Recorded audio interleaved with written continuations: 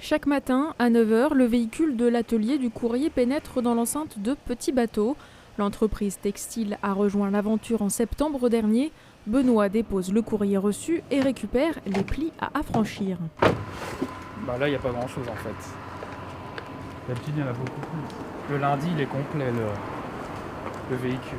Un service sur mesure en fonction des besoins des entreprises. On n'a pas besoin de se déplacer. Si on avait par exemple d'autres courriers importants à faire partir dans la journée, ils sont très réactifs. On peut les appeler et ils envoient un de leurs agents pour collecter les plis ou colis qui doivent partir absolument dans la journée. La distribution est l'un des axes de développement de l'atelier du courrier. Aujourd'hui, 2 messagers livrent régulièrement recommandés et colis dans l'agglomération troyenne. Une solution en circuit court. Le courrier qu'on collecte dans les entreprises troyennes, on le trie à 3. La partie où on ne peut pas distribuer, on va le confier à la poste. Et le courrier qu'on va pouvoir distribuer sur 3, on va le faire nous-mêmes. On n'a pas de déplacement en fait, de courrier puisque le courrier reste localement. On a juste les véhicules effectivement, qui circulent avec nos salariés pour distribuer du courrier dans les boîtes aux lettres des particuliers ou des entreprises. Avec le développement du télétravail, la société propose désormais du courrier hybride.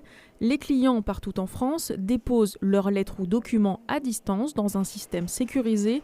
Ninon a été notamment embauchée pour cette mission. Donc je crée beaucoup de fichiers informatiques pour suivre au mieux la facturation.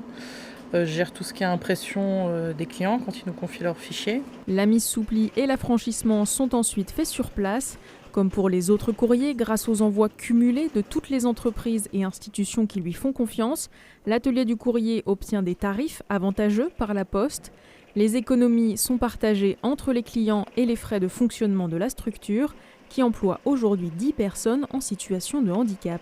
Moi j'ai des handicaps physiques, j'ai des handicaps psychiques. Le tout est de trouver le moyen de l'aider, adapter son poste et je pense que ça fonctionne. Enfin, pour moi, ça peut fonctionner, quel que soit le handicap.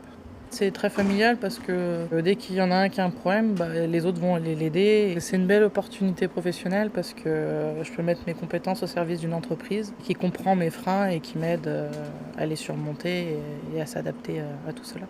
Le service d'incendie et de secours de l'Aube et la MSA viennent de rejoindre le prestataire. L'objectif est de continuer de grandir pour employer au moins 15 personnes à Lavaux.